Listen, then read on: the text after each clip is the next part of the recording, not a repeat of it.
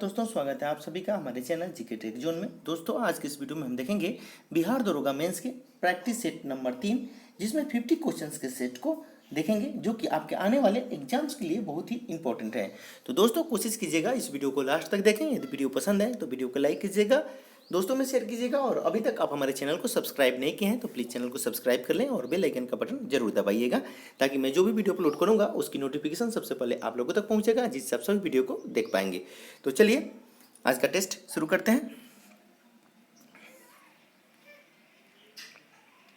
पहला क्वेश्चन है कि लोकसभा के कितने सदस्य राष्ट्रपति चुनाव मनोनीत करते हैं। ठीक है, क्वेश्चन को ध्यान से पढ़ लेंगे। इसका सही आंसर क्या हो जाएगा? ऑप्शन नंबर ए। ठीक है, ऑप्शन नंबर ए 2। देखिए, भारतीय संविधान के अनुच्छेद 331 के प्रावधानों के अधीन राष्ट्रपति द्वारा आंग्ल भारतीय समुदाय के 2 प्रतिनिधियों को लोकसभा का सदस्य मनोनीत किया जाता है। ठीक है, इसलिए सही इसका आंसर क्या हो जाएगा? Option number A is the right answer. अगला प्रश्न देखते हैं। किसने सरकार को 1950 ईस्वी में सर्वोदय योजना प्रस्तुत की? यह बताना है आपको। इसका सही आंसर, तो राइट आंसर क्या हो जाएगा?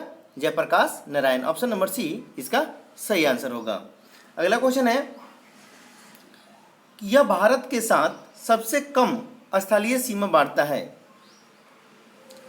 क्वेश्चन को ध्यान से देखेंगे, टाइपिंग मिस्टेक है यहाँ, पढ़ेंगे यहाँ से। भारत के साथ सबसे कम स्थलीय सीमा बांटता है, कौन सा देश बांटता है यह बताना है। सबसे कम स्थलीय सीमा, तो इसका राइट आंसर क्या हो जाएगा? म्यांमार। ठीक है, ऑप्शन नंबर डी जो कि इसका सही आंसर है। और इसकी म्यांमार की जो स्थलीय सीमा की जो न्यूनतम लंबाई है, न्यूनतम वो कितनी है? तो वो है 1643 किलोमीटर। ठीक है, चलिए अगला क्वेश्चन देखते हैं। राष्ट्रीय राजमार्ग योजना कब शुरू की गई?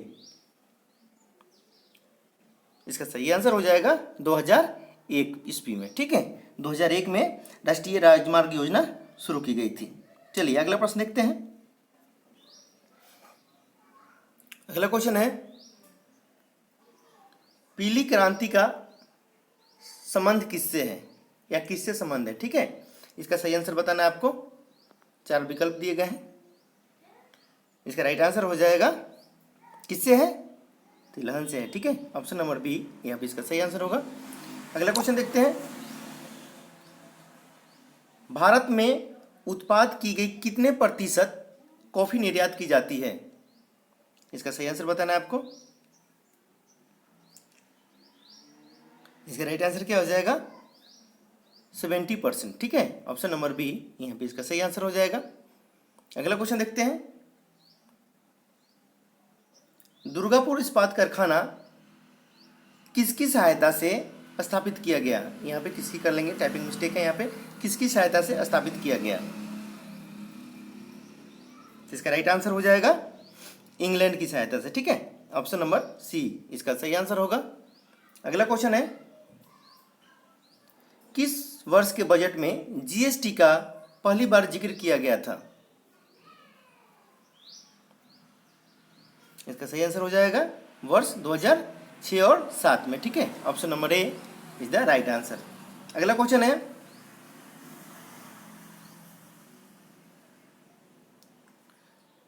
राष्ट्रीयकरण से पहले स्टेट बैंक ऑफ इंडिया का क्या नाम था? यह बताना है।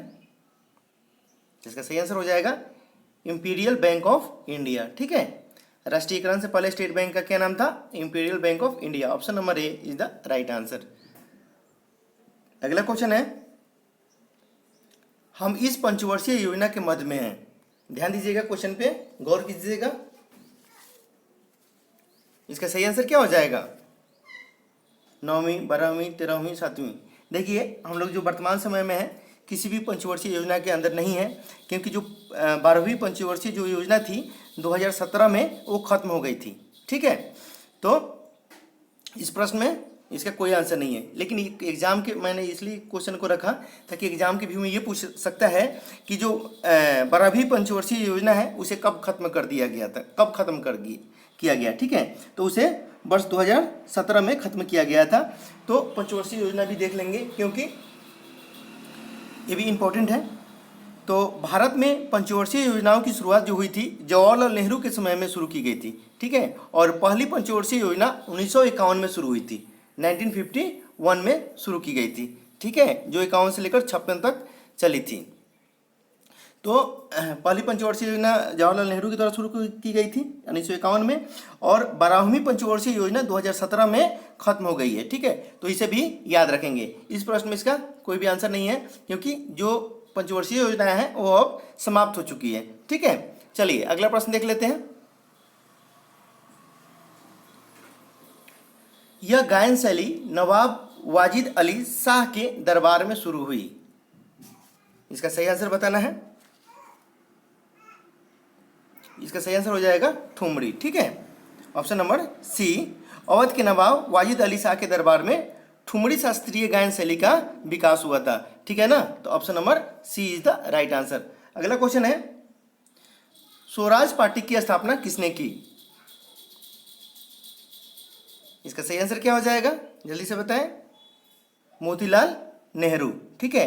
1923 ईस्वी में मोतीलाल नेहरू ने देश बंधु चित्तरंजन दास के सहयोग से स्वराज पार्टी की स्थापना की थी, ठीक है। तो इसे भी आप याद रखेंगे। Option number A is the right answer. अगला क्वेश्चन है, यह लेखक लेखिका अंग्रेजी के बजाय इटालियन में लिखती हैं। 4 विकल्प दिए गए हैं, आपको सही आंसर बताना है। इसका सही आंसर क्या हो जाएगा, झुम्पा लाहिरी, ठीक है। भारतीय मूल की अमेरिकी लेखिका, ठीक है। झुम्पा लाहिरी अंग्रेजी की जगह इतावली में लिखती है, ठीक है। इटालियन तो वहाँ की भाषा क्या होगी, हो जाएगी, इतावली में लिखती है, ठीक है ना। तो कौन लिखती है ये, तो झुम्पा लाहिरी। क्लियर हो गया। चलिए आगे बढ़ते हैं। इनकी आत्मकथा है the test of my life. इसका सही आंसर हो जाएगा option number A, Yuvraj Singh, ठीक है। चलिए अगला प्रश्न देखते हैं। और ये पुस्तक कब प्रकाशित हुई, अगर ये क्वेश्चन पूछ देता है तो ये प्रकाशित हुई थी 10 मार्च 2013 को, ठीक है। चलिए अगला प्रश्न देखते हैं। अमर्त्य सेन को इसके लिए नोबेल पुरस्कार दिया गया। इसका सही आंसर क्या होगा, तो अर्थशास्त्र के लिए दिया गया था, ठीक है। ऑप्शन नंबर बी इसका सही आंसर हो जाएगा। चलिए नेक्स्ट क्वेश्चन है, छऊ बिहार के अतिरिक्त इस राज्य का भी लोक नृत्य है। छऊ, तो देखिए छऊ लोक नृत्य झारखंड, ठीक है, बिहार के अलावा उड़ीसा एवं पश्चिम बंगाल में भी प्रचलित है। तो इसका सही आंसर क्या हो जाएगा, ऑप्शन नंबर ए, ठीक है, इज द राइट आंसर। अगला क्वेश्चन है, भारतीय संविधान का कौन सा भाग राज्य के लिए नीति निर्देशित करने वाले तत्वों का उल्लेख करता है। क्वेश्चन को इसी तरह पढ़ लेंगे। भारतीय संविधान का कौन सा भाग राज्य के लिए नीति निर्देशित करने वाले तत्वों का उल्लेख करता है। तो इसका सही आंसर क्या हो जाएगा, ऑप्शन नंबर डी, ठीक है। देखिए भारतीय संविधान के चौथे भाग में अनुच्छेद 36 से अनुच्छेद 51 तक राज्यों की नीति के निर्देशक तत्वों से संबंधित विविध उपबंध किए गए हैं, ठीक है। तो इसका हो जाएगा भारतीय संविधान के चौथे भाग में, ठीक है। तो जो कि ऑप्शन नंबर डी इसका सही आंसर हो जाएगा। चलिए अगला प्रश्न देखते हैं। कहता है कि भारतीय संविधान की कौन सी अनुसूची भाषाओं का उल्लेख करती है। इसका सही आंसर क्या होगा, तो ये हो जाएगा ऑप्शन नंबर बी 8, ठीक है। देखिए भारतीय संविधान की 8वीं अनुसूची में, ठीक है ना, 22 अधिक ये क्या किया गया है इसमें, हाँ, भारतीय संविधान की कौन सी भाषाओं को उल्लेख करती है, तो ये हो जाएगा आपका भारतीय संविधान की 8वीं अनुसूची में, ठीक है ना, उल्लेख किया गया है। ऑप्शन नंबर बी इसका सही आंसर हो जाएगा। चलिए नेक्स्ट क्वेश्चन देखते हैं। डॉक्टर राजेंद्र प्रसाद कितने वर्ष तक भारत के राष्ट्रपति रहे। इसका सही आंसर हो जाएगा 12 वर्ष तक, ठीक है। ऑप्शन नंबर सी इसका सही आंसर हो जाएगा। चलिए अगला प्रश्न है, भारतीय संविधान में राष्ट्रपति चुनाव पद्धति का स्रोत इस देश के संविधान से ली गई है। किस देश के संविधान से लिया गया है राष्ट्रपति चुनाव की पद्धति, यह बताना है आप लोग को। इसका सही आंसर हो जाएगा आयरलैंड से, ठीक है। ऑप्शन नंबर सी इसका सही आंसर है। अगला क्वेश्चन है, सर्वप्रथम भारतीय अभिनेत्री कौन थी? सर्वप्रथम भारतीय अभिनेत्री कौन थी? इसका जल्दी से आंसर बताएं। तो वो थी आपकी कौन? तो देविका रानी, ऑप्शन नंबर ए, जो कि इसका सही आंसर है। ठीक है, चलिए अगला प्रश्न देखते हैं। हिंदी साहित्य के एक प्रसिद्ध आलोचक थे, ये बताना है इसका सही आंसर, जल्दी से बताएं। राइट आंसर क्या हो जाएगा? नामवर सिंह। ठीक है, नामवर सिंह, ऑप्शन नंबर ए। देखिए, नामवर सिंह हिंदी साहित्य के ख्यातिलब्ध, ठीक है, रचनाकार हैं। ठीक है, तो इसका क्या हो जाएगा? ऑप्शन नंबर ए सही आंसर होगा। अगला क्वेश्चन है, पद्मावत के लेखक थे, पद्मावत, तो इसके सही आंसर क्या हो जाएगा? मलिक मोहम्मद जायसी की कलायजी रचना है। ठीक है, किसकी है यह? मलिक मोहम्मद जायसी की। तो इसका सही आंसर क्या हो जाएगा? इसमें जायसी दिया है तो मलिक मोहम्मद जायसी की है, तो ऑप्शन नंबर सी आंसर हो जाएगा। चलिए अगला क्वेश्चन क्या है? गेम ऑफ थ्रोन्स के लेखक हैं, गेम ऑफ थ्रोन्स के लेखक है, सही आंसर क्या हो जाएगा इसका? ये बताना है आपको। इसका राइट आंसर हो जाएगा जॉर्ज मार्टिन। ठीक है, ऑप्शन नंबर ए इसका सही आंसर होगा। चलिए अगला प्रश्न देखते हैं। इंडिया आफ्टर गांधी के लेखक हैं, इंडिया आफ्टर गांधी के लेखक कौन है यह बताना है। सही आंसर हो जाएगा Ramachandra Guha, option number C is the right answer. Next question है, इनका जेल का कमरा एक पर्यटक स्थल है। 4 विकल्प दिए गए हैं, आपको सही आंसर बताना है। इसका सही आंसर क्या हो जाएगा? Jayaprakash Narayan, option number C इसका सही आंसर होगा। अगला क्वेश्चन है, किसने ईमेल के लिए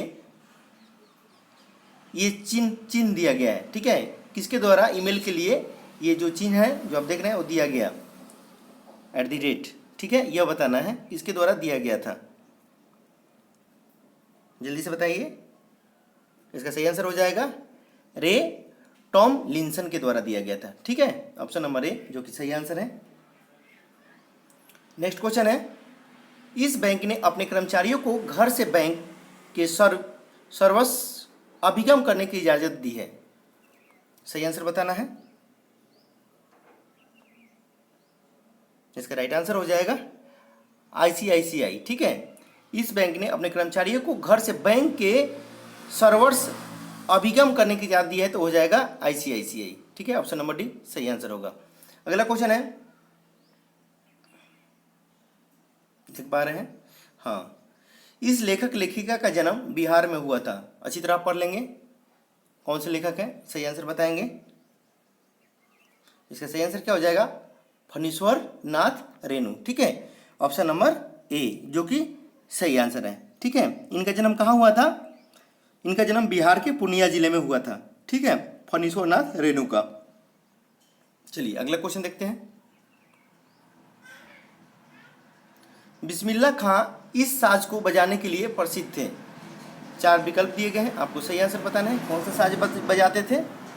इसका राइट आंसर हो जाएगा शहनाई। ठीक है, ऑप्शन नंबर डी जो कि सही आंसर है। नेक्स्ट क्वेश्चन है, रेलवे आधिकारिक संरचना के लिए इस समय विदेशी प्रत्यक्ष निवेश की सीमा है, इसका सही आंसर क्या हो जाएगा? ऑप्शन नंबर सी, ठीक है, इज द राइट आंसर। चलिए अगला क्वेश्चन देख लेते हैं।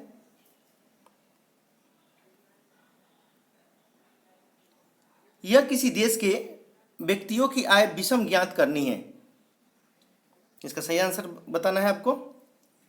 यह किसी देश के व्यक्तियों की आय विषम ज्ञात करती है,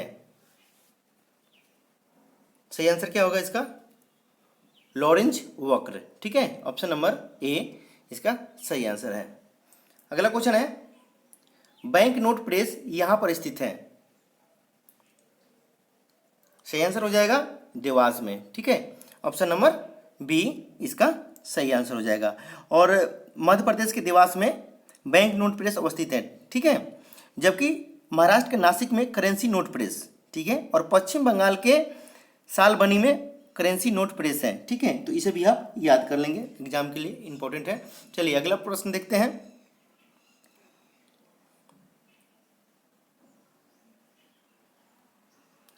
जनसंख्या की दृष्टि से 4 बड़े राज्यों में से नहीं है, यह बताना है।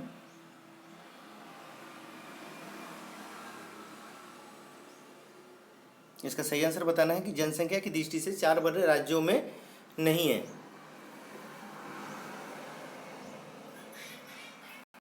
चलिए इसका सही आंसर क्या हो जाएगा? तो ऑप्शन नंबर डी, तमिलनाडु। ठीक है, चलिए अगला प्रश्न देखते हैं। इनका प्रति वर्ष किसी जनसंख्या घनत्व सर्वाधिक है। इनका प्रति वर्ष किसी जनसंख्या घनत्व सर्वाधिक है, इसके सही आंसर बताने हैं। सही आंसर बताएं। इसका राइट आंसर हो जाएगा ऑप्शन नंबर ए, बिहार। ठीक है, अगला क्वेश्चन देखते हैं। भारत में सुपर कंप्यूटर जो पहले विकसित किया गया उसका नाम था, यह बताना है। राइट आंसर बताएं प्लीज। ये हो जाएगा परम सरिता, ऑप्शन नंबर ए, जो कि सही आंसर है। अगला क्वेश्चन है, भारत में 4G सेवा का प्रारंभ कब हुआ। भारत में 4G सेवा का प्रारंभ कब हुआ, यह बताना है। इसका सही आंसर हो जाएगा 2012 ईस्वी में। ठीक है, चलिए अगला प्रश्न देखते हैं। यूके ब्रिटेन का शेयर मूल्य सूचकांक है, ये बताना है। यूके ब्रिटेन का शेयर मूल्य सूचकांक है, इसका सही आंसर हो जाएगा FIAC 100। ठीक है, ऑप्शन नंबर बी इसका सही आंसर हो जाएगा। नेक्स्ट क्वेश्चन है, रिजर्व बैंक ऑफ इंडिया के प्रथम भारतीय राज्यपाल गवर्नर थे, कौन थे, यह बताना है। जल्दी से बताएं, राइट आंसर क्या हो जाएगा। इसका सही आंसर हो जाएगा CD देशमुख। ठीक है, और वर्तमान में भारतीय रिजर्व बैंक के गवर्नर कौन है, यह है शक्तिकांत दास। ठीक है, तो इसे भी आप याद रखेंगे। नेक्स्ट क्वेश्चन है, वह विद्यार्थी जिसने रुपये का साइन डिजाइन किया वो यहाँ पढ़ रहा था। वह विद्यार्थी जिसने रुपये का साइन डिजाइन किया वो यहाँ पढ़ रहा था, सही आंसर बताना है। इसका सही आंसर हो जाएगा IIT बॉम्बे। ठीक है, देखिए D उदय कुमार द्वारा रुपये का प्रतीक चिन्ह डिजाइन किया गया था। ठीक है, उन्होंने IIT मुंबई से शिक्षा प्राप्त की थी और जिस समय उन्होंने ये डिजाइन तैयार किया था उस समय वो IIT गुवाहाटी में असिस्टेंट प्रोफेसर के पद पर कार्यरत थे। ठीक है ना, हम उम्मीद करते हैं आपको समझ में आ गया होगा। चलिए अगला प्रश्न देखते हैं। अगर नाम पूछता है किस विद्यार्थी के लिए तो यह क्या हो जाएगा, यह हो जाएगा D उदय कुमार। ध्यान दीजिएगा, क्या हो जाएगा, D उदय कुमार। ठीक है, D उदय कुमार, याद कर लीजिएगा आप लोग, D उदय कुमार। चलिए आगे बढ़ते हैं। कहता है कि यह कार्बन कर घोषित करने वाला प्रथम देश था। कार्बन कर घोषित करने वाला प्रथम देश कौन सा था, जल्दी से बताएं प्लीज। यह हो जाएगा न्यूजीलैंड। ठीक है, ऑप्शन नंबर सी, जो कि सही आंसर है इसका। चलिए तो देखिए, सबसे पहले कार्बन कर घोषित करने वाला पहला देश कौन सा था, तो न्यूजीलैंड। ध्यान दीजिएगा, कार्बन कर। आगे बढ़ते हैं। कीवी चिड़िया यहाँ पाई जाती है, आपको बताना है कि ये चिड़िया कहाँ पे पाई जाती है। 4 विकल्प दिए गए हैं आपको यहाँ पे। इसका सही आंसर क्या हो जाएगा, न्यूजीलैंड। ठीक है, देखिए जो कीवी चिड़िया है न्यूजीलैंड में बहुतायत में पाई जाती है। ठीक है, इसलिए न्यूजीलैंड निवासियों को कीवी उपनाम से भी संबोधित किया जाता है। चलिए आगे बढ़ते हैं। ब्राजील की मुद्रा है, यह बताना है ब्राजील की मुद्रा क्या है। इसका सही आंसर हो जाएगा रियल। ठीक है, option number B is the right answer. कौन महलों का शहर कहलाता है, महलों का शहर कौन कहलाता है, तो कोलकाता। ठीक है, और नवाबों का शहर लखनऊ। ठीक है, चलिए आगे बढ़ते हैं। किसको अच्छे समय का राजा कहा जाता है, सही आंसर बताना है। इसका राइट आंसर क्या होगा, जल्दी से बताएं। किसको अच्छे समय का राजा कहा जाता है, इसका राइट आंसर हो जाएगा विजय माल्या। ठीक है, ऑप्शन नंबर सी इसका सही आंसर होगा। अगला क्वेश्चन है, यह मुंबई की प्रथम परीक्षण नली शिशु थी और 2016 में इन्होंने एक शिशु को जन्म दिया। क्वेश्चन यहाँ से पढ़ लेंगे कि एक मुंबई की प्रथम परीक्षण नली शिशु थी और 2016 में इन्होंने एक शिशु को जन्म दिया। इसका सही आंसर बताएं। इसका सही आंसर हो जाएगा हर्षा। ठीक है, ऑप्शन नंबर बी जो कि सही आंसर है। अगला क्वेश्चन है, इंडियन एयरलाइंस की प्रथम महिला पायलट कौन थी? इसका सही आंसर हो जाएगा दुर्गा बनर्जी। ऑप्शन नंबर ए इसका सही आंसर होगा। अगला क्वेश्चन है, इनको महामना कहा जाता है, तो ये हो जाएगा मालवीय को, मदन मोहन मालवीय को। ठीक है, महामना उपनाम से संबोधित किया जाता है। ठीक है ना। चलिए अगला प्रश्न देखते हैं।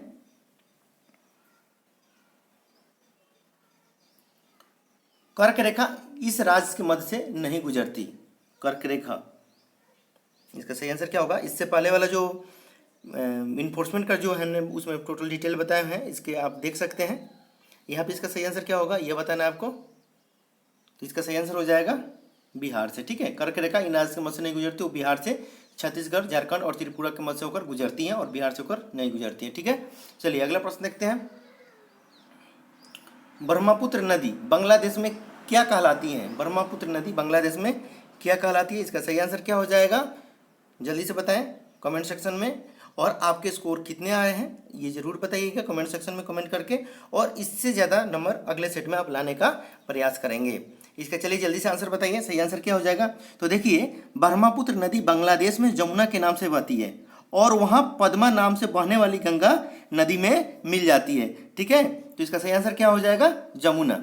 ठीक है, क्वेश्चन को ध्यान से दीजिएगा। देखिए, ब्रह्मपुत्र नदी बांग्लादेश में जमुना के नाम से बहती है और वहाँ पद्मा नाम से बहने वाली गंगा नदी में मिल जाती है, और इस नदी में जाकर मिल जाती है पद्मा नदी में। ठीक है, हम उम्मीद करते हैं आपको समझ में आ गया होगा।